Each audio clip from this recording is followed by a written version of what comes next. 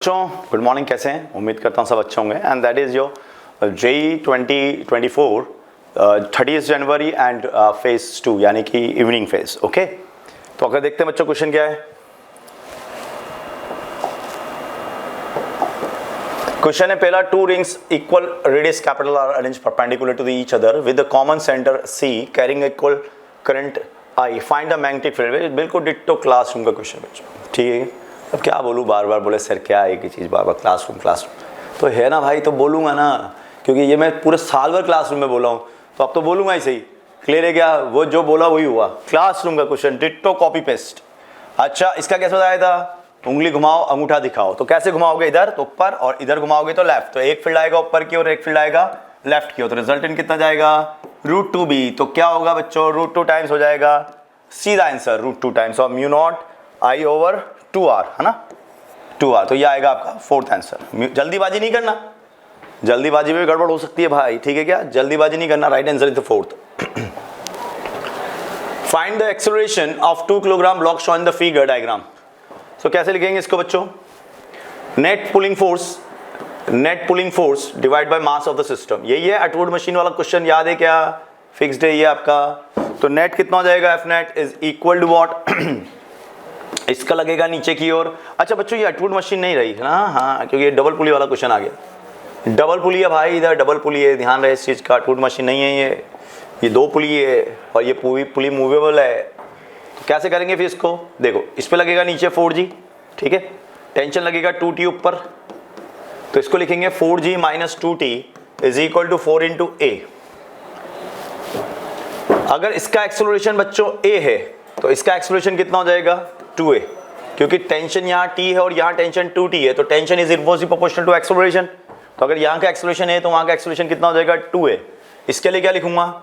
T minus 2G sine 30 I mean से 37 is equal to what? Mass into acceleration m into 2A, ठीक है। अब इस equation को 2 से मल्टीप्लाई कर दो और जोड़ दो, तो कितना होगा? 4G minus 4G sine 37 3/5 is equal to 8A plus 4A 12A, ठीक है। तो बच्चों कितना हो जाएगा? 4G बाहर ले लो, 2/5 बचेगा इज इक्वल टू 12 × A, ठीक। 4 से चला जाएगा 3 टाइम्स और ये हो जाएगा 2, तो ये हो जाएगा 4/3 दैट इज इक्वल, या G की फॉर्म में आंसर दे दें बच्चों, तो ये हो जाएगा आपका 2G/15 is equal to what? A। तो 2G/15, लेकिन किसका निकाला? एक्सेलरेशन A निकाला। A किसका है? 4 का, तो 2 का 2 से मल्टीप्लाई कर दो, तो ये आ जाएगा बच्चों 4G/15। हमने A का निकाला बच्चों 4 किलोग्राम, A निकाला है। A किसका है? 4 किलोग्राम का, तो 2 किलोग्राम का कितना हो जाएगा? डबल। तो बच्चों क्वेश्चन देखते हैं। A particle of mass m projected with the speed of v at an angle 30 degree with the horizontal, find its angular momentum about the point projection when it reaches the. बच्चों कल ही class में question solve कराया है, ये 11th के batch चल रहे हैं हम लोगों के अभी, और 11th के APJ बैच में ही सॉल्व किया शायद ये, ठीक है। यही क्वेश्चन अभी एंगुलर मोमेंटम वहीं चल रहा है, तो एग्जैक्टली यही क्वेश्चन सॉल्व कराया अपन ने, पर थीटा था वहाँ, यहाँ पर आपका 30 डिग्री है। तो अपन ने इस तरह से प्रोजेक्ट किया बच्चों 30 डिग्री पर u स्पीड से, तो यहाँ स्पीड कितना हो गया इसका? u cos 30, ठीक है। और एंगुलर मोमेंटम क्या होता है? Moment about the point of projection, ये h मैक्सिमम हो जाएगा, और h मैक्सिमम जो होगा तुम्हारा वो कितना हो जाएगा? u square sine square theta upon 2G,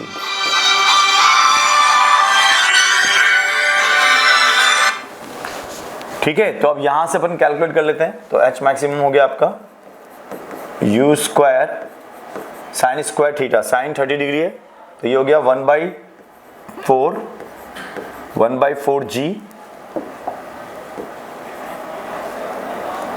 1/4G u square 1/4G u square by 4G, ठीक है। तो ये हो गया आपका u square by 4G maximum height. अच्छा, और अपने पास ये क्या है? u cos 30, तो ये हो गया u क्यूब अपॉन 4 यानी कि √3/2 8G √3, ठीक है क्या? तो अपना आ जाएगा यहाँ से maximum height u square sine square 2G। अच्छा, ये 2 भी है नीचे, तो यहाँ पर 8 है ना, यहाँ पर 8 है, यहाँ पर, और नीचे आ जाएगा 16। ये 8G है तो नीचे आएगा 16, और मास से मल्टीप्लाई करेंगे, ठीक है। तो तो क्या होता है एंगुलर मोमेंटम बच्चों L, it is m into v into height यानी कि h।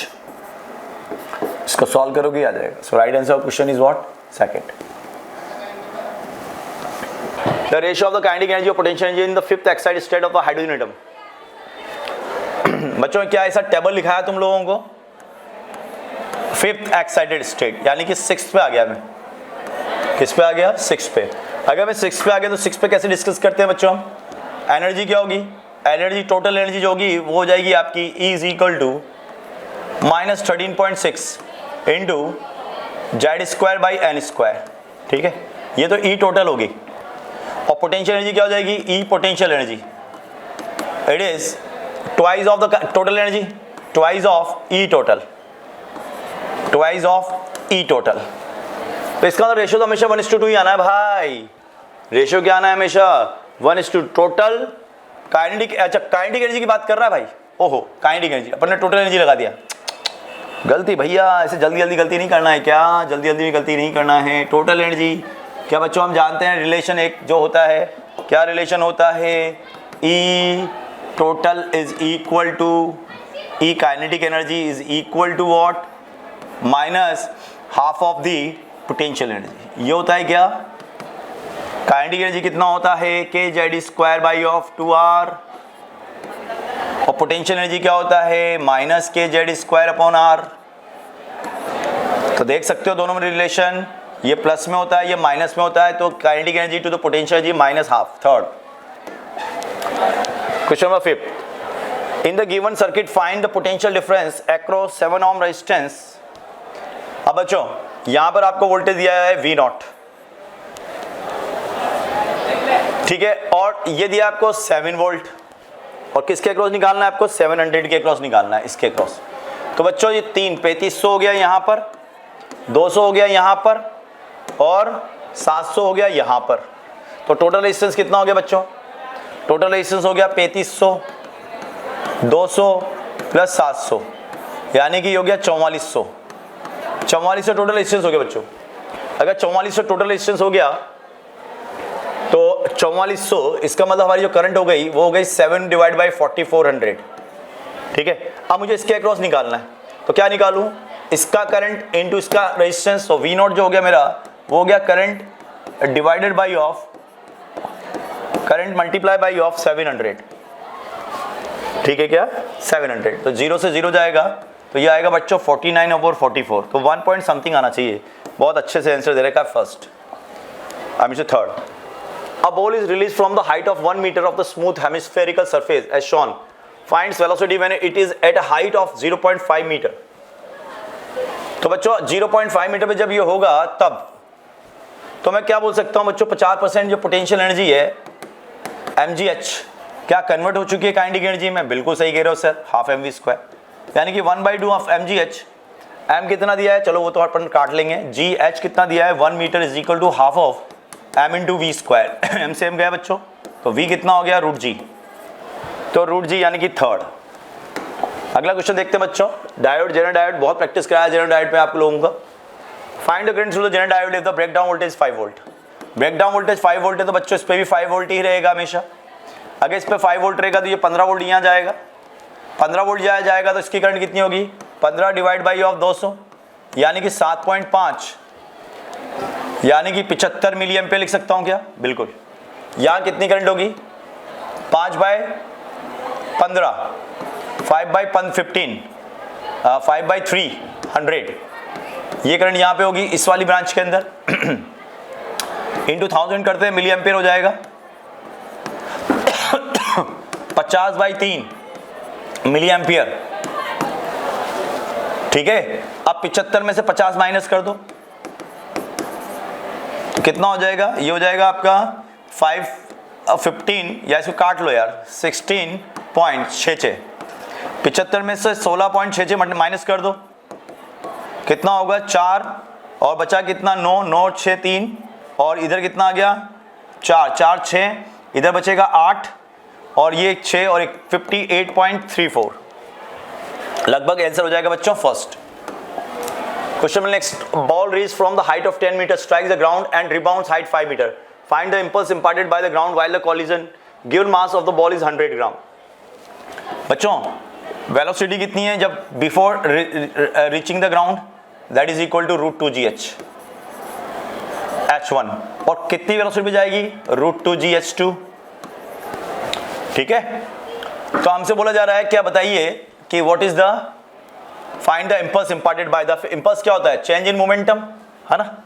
तो mass into change in velocity. Change in velocity कितनी हो जाएगी? फाइनल माइनस इनिशियल, यानी कि √2gh2 minus plus √2gh1. Opposite direction में इसलिए जोड़ दूंगा. सो m into √2g √h2 plus √h1. ये आना चाहिए अपने पास. तो कितना है अपने पास? बॉल हाइट 10, तो ये हो गया m इंटू √g. ठीक है. अच्छा 100 ग्राम की बॉल है, 100 ग्राम की बॉल है बच्चों.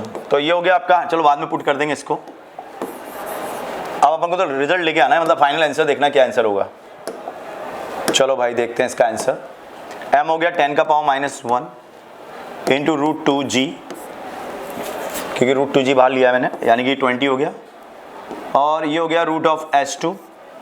h2 कितना है? 10 मीटर और 5 मीटर, 10 + 5. ठीक है, ये हो गया आपका. √5 बाहर ले लो बच्चों. 10 की घात -5 बाहर, √20. √5 भी बाहर ले रहा हूँ मैं. तो ये बचेगा √2 + 1, और ये हो जाएगा पूरा इससे कट के कैंसिल आउट. तो √2 + 1 इज द फाइनल आंसर. थोड़ा सा मैनिपुलेट करना था और कुछ नहीं है ना. Next question number. Potential due to the electric dipole and axial position at distance small r from dipole is proportional to. तो बच्चों potential due to electric dipole क्या सीधा फॉर्मूला है या आपको मालूम है फॉर्मूला? किसी भी ऑर्बिटरी पोजीशन पे kp.r, ऑर्बिटरी पोजीशन पे डाइपोल का फॉर्मूला kp.r ओवर r3, है ना. ये हो गया आपका डाइपोल p, और मुझे इस r पोजीशन पे निकालना है, r पर. तो यहाँ पर क्या हो जाएगा? kp.r, या फिर लिख सकता हूँ kp/r², सीधा सीधा, क्योंकि r² के इनवर्सली प्रोपोर्शनल होता है. थर्ड ऑप्शन सही है. नेक्स्ट क्वेश्चन देखो. Maximum wavelength of the light source such that the potential photoelectron can be ejected from material of work function is 3. बच्चों सीधा फॉर्मूला है क्या? Lambda is equal to 12400 over work function in electron volt. Answer will come in angstrom. So it is 12400 over 53 electron volt. So कितना हो गया ये? That is a 4133.33 angstrom. सही है क्या? Third option. नेक्स्ट क्वेश्चन देखो 11. A long wire carrying a current of √2 ampere is placed in a uniform magnetic field of 3 × 10⁻⁵ Tesla. If the magnetic field is perpendicular to wire, find the magnetic force or unit length of the wire. अब ये long wire है, √2 ampere is placed in a uniform magnetic field 3 × 10⁵. Magnetic field is perpendicular to wire. Find the magnetic force on unit length. मान लो L length पे force निकालना है, तो कितना हो जाएगा? BIL. ठीक है, ये फोर्स हो गया. और यूनिट लेंथ का क्या हो जाएगा बच्चों? F/L is equal to B × I. B कितना है? B 3 × 10⁻⁵, और I कितना है? √2 एम्पियर. कितना हो गया ये? 3√2 × 10⁻⁵. सो राइट आंसर कितना हो जाएगा बच्चों? Third. Next question. The area of the cross section of the half and length of wire having a Young modulus y is double, then its Young modulus will become. देखो क्या कह रहा है. The area of cross section is half and length of wire having Young modulus y is double, then its Young's modulus will be. बच्चों Young modulus depend ही नहीं करता cross section. It is a purely property of the material. So hence I can say does not change. The right answer is the first. Question number next. In an electric transformer, 220 volt is applied on a primary coil having the number of turns is 100. Find out the current through 3 ohm resistance if the number of secondary turns is 10. बच्चों number of secondary turns कितने हैं? 10 है, और primary कितने हैं? 100.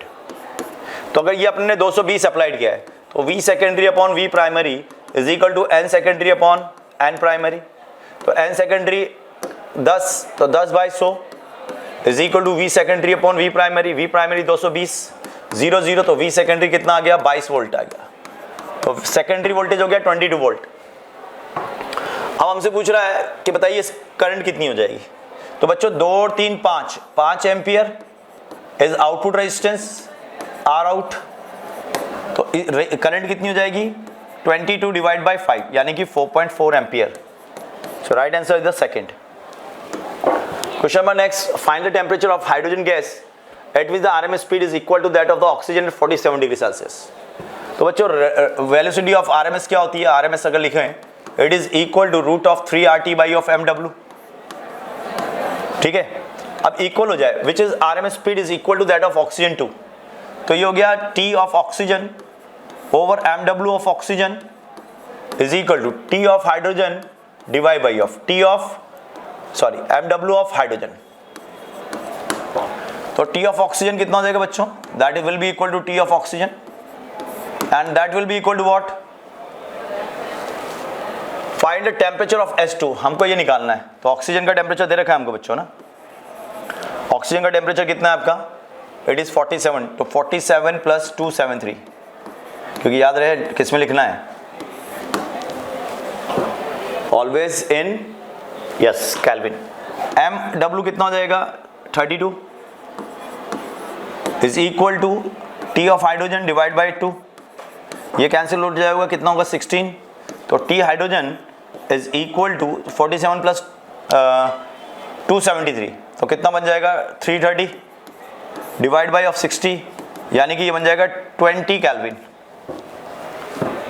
ठीक है क्या। अब 20 केल्विन आ गया तो 273 20 minus 273 is equal two degree Celsius minus 253 degree Celsius, यानी कि राइट आंसर हो जाएगा बच्चों थर्ड। क्वेश्चन में नेक्स्ट, ऐसी circuit with a source 20 sin 100t connected in series, power factor 1/√2 is 25 2000, the new power factor is. तो बच्चों अगर अपन देखें तो यहां पर अपन को सोर्स वोल्टेज इज दिस, ठीक है क्या, connected in LR circuit, power factor is this and this is your 25 of 200। तो पावर फैक्टर क्या होता है बच्चों, cos phi is equal to what, R/Z, और क्योंकि RL सर्किट है तो cos phi is equal to R upon Z is equal to R square plus X square L, ठीक है क्या। तो बच्चों अगर इनिशियल पावर फैक्टर की बात करूं ये 1/√2 है, तो 1/√2 is equal to R upon root R square plus X square L, यहां से मैं अगर निकालूंगा तो R जो आ जाएगा वो XL के बराबर हो जाएगा, R क्या हो गया XL के बराबर। अब अगर आप देखो यहाँ पर 1000 है, यहाँ पर 2000 है, तो XL डैश कितना हो गया बच्चों, XL क्या होता है, ओमेगा इंटू L होता है, तो XL प्रोपोर्शनल होता है किसके, ओमेगा के, तो ओमेगा को डबल कर दिया तो XL क्या होगा 2XL हो जाएगा। तो नया Z कितना आ जाएगा X स्क्वायर L, क्योंकि R तो अभी भी X स्क्वायर L है, प्लस नया X डैश L कितना हो जाएगा 4X स्क्वायर ऑफ L, तो ये हो जाएगा √5X square of L XL Z, ठीक है। तो अब नया फैक्टर जो आएगा cos phi वो आ जाएगा आपका cos phi dash is equal to R/Z, R तो वही रहेगा आपका XL, और Z डैश कितना आ गया नया √5 ऑफ XL, तो ये हो जाएगा बच्चों 1/√5। So right answer is the question second. In an electromagnetic wave the electric field is given by this, the corresponding magnetic field is, देखो I कैप है, ठीक है क्या, और कहाँ मूव कर रहा है Z की ओर। अगर आप पुराने वाले को सोचो, पुराने वाले में क्या था, अगर ये I C कैप या C वेलोसिटी थी तो ये इलेक्ट्रिक फील्ड होता था और ये होता था आपका मैग्नेटिक फील्ड, ठीक है। और मैग्नेटिक फील्ड देते थे हम C क्रॉस E, ये होता था आपका B कैप, ठीक है। तो वेव प्रोपोगेट तो अभी भी उसी डायरेक्शन में करेगी, तो B इज इक्वल टू क्या होगा आपका B0 sine omega T minus के जेड इंटू आई कैप, वो तो अभी भी यही होगा, है ना, प्रोपोगेशन, ये आई कैप नहीं होगा, ये तो वही होगा। अब इसको अपन लिखते हैं एन कैप, इसको क्या लिखते हैं बच्चों, एन कैप। अब ये देखो फील्ड जो दे दिया वो एक्स डायरेक्शन दे दिया, फील्ड कहाँ दे दिया, एक्स डायरेक्शन में, एक्स डायरेक्शन में फील्ड दे दिया आपका, ये ई है, ठीक है, ई कैप। और मैग्नेटिक फील्ड कहाँ है, sorry propagation of C cap कहाँ है, इधर। अब देखो सी क्रॉस ई क्या होता था, तो सी क्रॉस ई क्या ये ऊपर की ओर आएगा, यानी कि जे कैप, तो ये बनेगा बच्चों जे कैप। अब देखो जे, अच्छा बी नॉट का वैल्यू क्या होगा, B not is equal to what, E not by C, ठीक है क्या, तो E not by C J cap, दिख रहा है आंसर आपको? बिल्कुल सही, सेकंड ऑप्शन करेक्ट है। Question 17, at a point away from the planet of the radius 6400 km, the gravitational potential and field are 0.64 10 to the power of 7 SI unit and 6.4 SI unit respectively. Find the height of the point above the surface of the planet. अब देखो क्या कह रहा है, at a point away from the planet, radius this, the gravitational potential and field are this and this. Find the height of the point above the surface of the planet. तो बच्चों अगर मैं बोलूं E और V में relation क्या होगा, E is equal to V by R, तो R इज इक्वल टू क्या हो गया, E बाई V, ठीक है। तो ये हो गया 6.4 इंटू 10 का पावर ऑफ 7, ये तो आपका V हो गया, डिवाइड बाई E कितना है आपका 6.4, तो R कितना हो गया 10 पावर ऑफ 7, ठीक है। यानी कि इसको लिख सकता हूं 10 पावर 7 को लिख सकता हूं मैं 10,000 किलोमीटर। तो R इज इक्वल टू क्या होगा, कैपिटल R प्लस H, है ना, क्योंकि अगर ऐसे देखें हम, ये R है और आप H हाइट पे जा रहे हो, तो R प्लस H क्या हो जाएगा, स्मॉल r प्लस H, और R plus H is equal to what 10,000 kilometre, और R is 6400 kilometre plus H is equal to 10,000 kilometre. तो what is this H, 10,000 minus 6400, 3600 kilometre. H, right answer is 36,000 kilometer. Question number 18, a wire has a resistance 60 ohm and temperature of 27. When it is connected to 20 volt DC supply, a current 2.75 ampere flows through it at certain temperature. Find the value of the temperature if the coefficient of thermal resistance is 2 into 10 का power minus 4. तो देखो क्या कह रहा है, a wire has a resistance 60 ohm at temperature of 27 degree Celsius, ठीक है।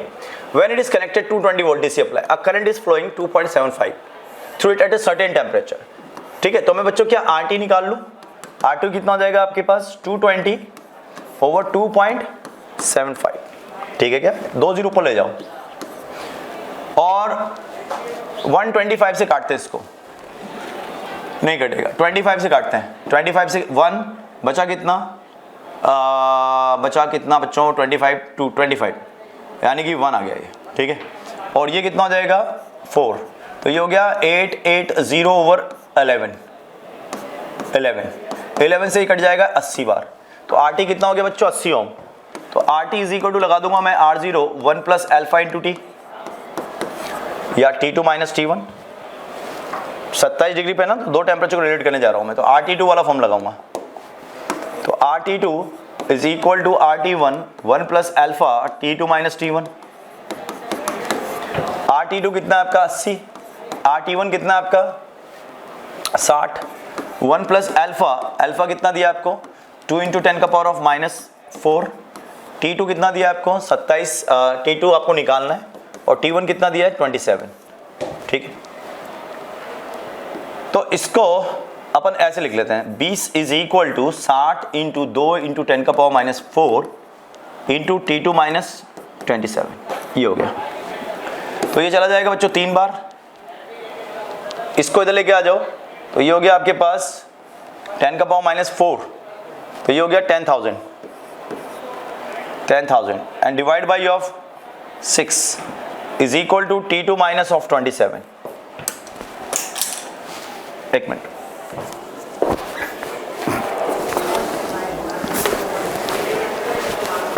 अब बच्चों इसको सोचो कैसे सॉल्व करेंगे। 2 से काटता हूं इसको मैं, 5000 सॉरी 5000, ये हो गया 3 और इसको काटता हूं बच्चों 16, ठीक है, प्लस 6 प्लस 27 करूंगा बच्चों, तो लगभग ये आंसर आ जाएगा 1694, ठीक है क्या।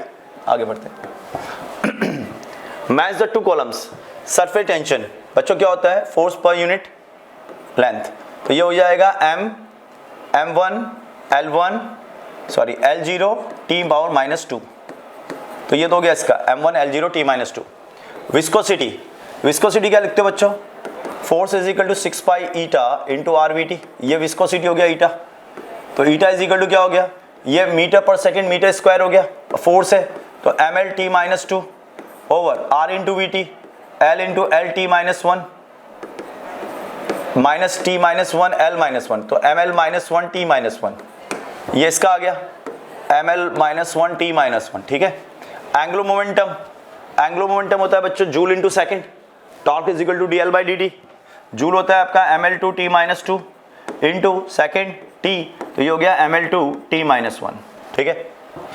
और रोटेशनल काइनेटिक एनर्जी वो तो ml2 t-2 rotational kinetic energy बच्चों जूल ही तो होता है, तो बन जाएगा ml2 t-2। अब देखो ml2 t-2, s किससे मिल रहा है अपना 1 से, r किससे मिल रहा है सेकंड से,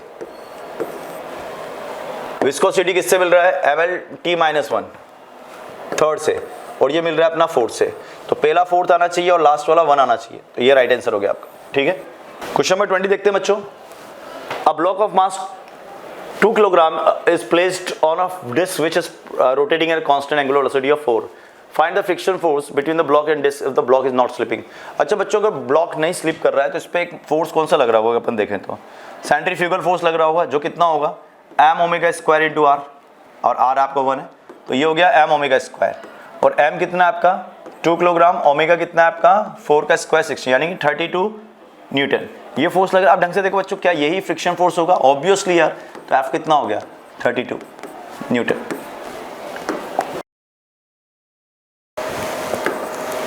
क्वेश्चन 21 देखते बच्चों। Distance between the virtual image which is of twice of the size of object placed in front of the mirror and object is 45। Magnitude of focal length. Distance between a virtual image which is twice, मान लो ये concave mirror है और इससे मुझे एक virtual image मिल रही है जिसका साइज ट्वाइस है, ये u है बच्चों और ये हो गया v, तो u plus v is equal to हमको दे रखा है कितना 45। मैग्निफिकेशन दे रखा है कितना ट्वाइस, v बराबर क्या मिल गया आपको 2u, यहाँ लिख दो आप 3u इज इक्वल टू 45, तो u कितना हो गया आपका 15, तो u निकल गया हमारा 15, और हमको निकालना क्या है फोकल लेंथ। यूज करते हैं मेरी equation 1/v plus 1/u is equal to 1/f। 1/v, v कितना हो गया आपका 2u प्लस 1/u माइनस का u is equal to minus का 1 फोकल लेंथ, तो कितना हो जाएगा बच्चों ये माइनस का 1/2u is equal to 1/f, ठीक है। माइनस का माइनस माइनस चला जाएगा, f कितना हो जाएगा यहाँ से, u का वैल्यू कितना है 15, तो ये आएगा बच्चों 30 सेंटीमीटर। अगला क्वेश्चन देखते हैं।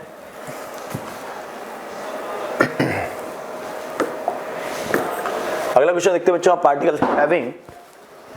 Particle having a uniform acceleration. अगला क्वेश्चन देखते हैं। A particle is having a uniform acceleration if it is displaced from the t plus 1 is 120 and change the velocity is 50, find the displacement into 10 t plus 2 second. बच्चों देखो particular 1 second है यहाँ पर t plus 1, तो क्या बोलूँगा s equal to u plus a by 2 into 2n, कौन सा टाइम जो खत्म हो रहा है t प्लस 1 माइनस 1, तो 120 इज इक्वल टू कितना हो गया आपका u plus a by 2 into 2t plus 1। मान लो ये पहली समीकरण है, हमें बोल रहा है एक्सेलरेशन इतने ही टाइम में यानी कि 1 सेकंड में कितना है 50, तो एक्सेलरेशन क्या होगा del v by del T is equal to change in velocity 50 दी है 1 सेकंड में, तो ये हमारा एक्सेलरेशन हो गया मीटर पर सेकंड स्क्वायर। अब हमसे बोल रहा है एस टी प्लस 2 में निकालो, तो एस एंथ का ही फॉर्मूला है, तो u plus a by 2 into of 2 T की जगह लिखूंगा n प्लस 2 माइनस 1, तो ये हो जाएगा आपका u plus a by 2 into 2n plus 1 plus 3 2 plus 2 है ना 4 प्लस 1 सॉरी 3, तो ये हो गया बच्चों 3, ठीक है। अब यहां से मैं अगला ले लेता हूं, इसको ऐसे लिखता हूं u plus a by 2 into of 2n plus 1 plus a by 2 into 3, ठीक है। और a का वैल्यू कितना है अपना, a का वैल्यू है 50, और ये पूरा वैल्यू कितना है देखो ना ये, अच्छा ये 3 बच्चों, ये 4 प्लस 2 आएगा यहाँ पे ना, गलती कर रहे हैं यहाँ पे कितना आएगा आपका 2, क्योंकि 3 आया ना टोटल, यहाँ आएगा 2, तो इस 2 से 2 चला गया 50, तो ये तो पूरा 120 है बच्चों, और ये कितना है 50, तो 120 प्लस 50 कितना हो जाएगा 170। A uniform disk of mass 5 kg radius 2 meter is rotating with a 10 radian per second. Now another identical disk is gently placed on the first disk. Because of friction, both the disks acquire the common angular velocity, loss of the kinetic energy of process. बच्चों डिक्टो question, और ये पता है ये formula पे ही जाएगा question. अगर बिना फॉर्मूले पे जाओगे तो बहुत कॉम्प्लिकेट होगा. क्लियर है? तो क्या लिखोगे? 1/2. याद है formula? m1 m2 upon m1 plus m2 into u1 minus u2 का होल स्क्वायर, ये होता था. ठीक है, तो इसको लिखो 1/2 i1 i2 upon i1 plus i2 into omega 1 minus omega 2 का होल स्क्वायर. तो 1/2 i1 कितना है इसका? आइडेंटिकल है तो i हो जाएगा, i upon 2i into omega 1 कितना है आपका? Gentle place of first disc यानी कि 0, तो 10 और इसका होल स्क्वायर. तो 1/2 i/2 इंटू ओमेगा स्क्वायर, तो यानी कि k/2 उसकी काइनेटिक एनर्जी का आधा. और काइनेटिक एनर्जी कितनी है इसकी? हाफ i कितना है? हमारे square by 2 into omega square. और 1/4 m कितना है इसका? 5. r कितना है इसका? 2 मीटर. 4 इंटू ओमेगा कितना है? 10 का स्क्वायर. 100 कितना हो गया बच्चों? 25. 4 2500 500. 500 बाई 2 यानी कि 250. 250 जूल आंसर.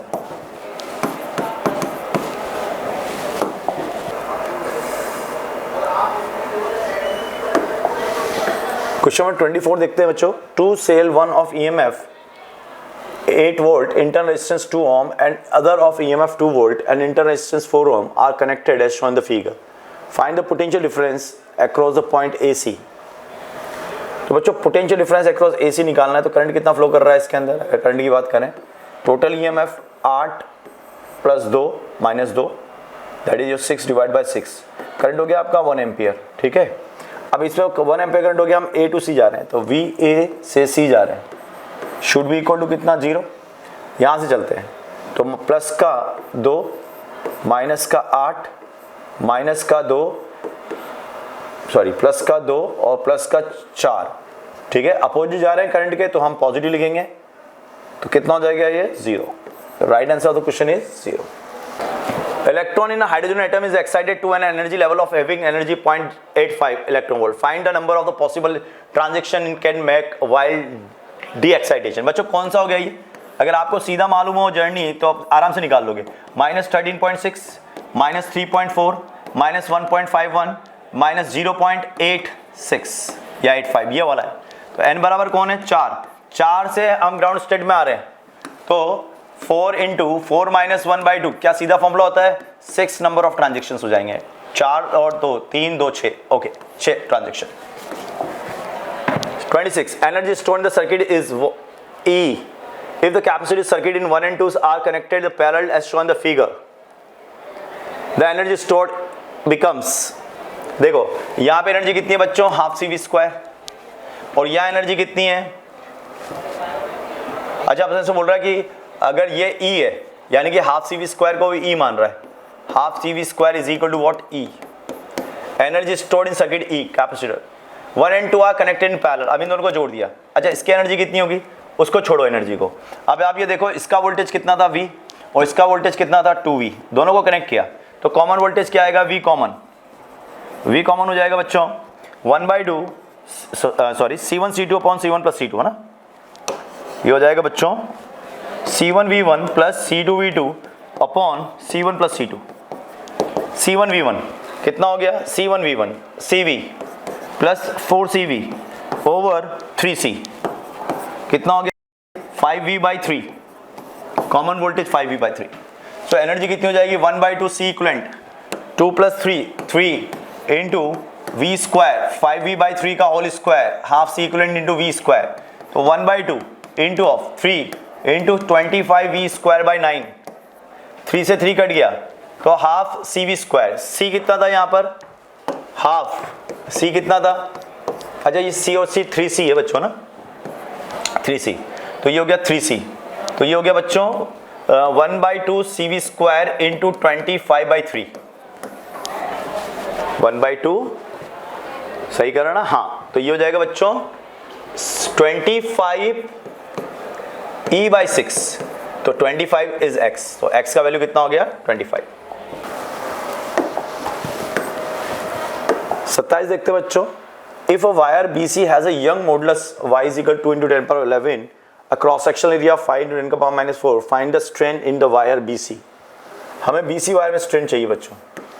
तो एक्सेलरेशन ऑफ सिस्टम निकाल लेते हैं पहले। तो एक्सेलरेशन ऑफ सिस्टम कितना होगा, नेट पुलिंग फोर्स 3G/9।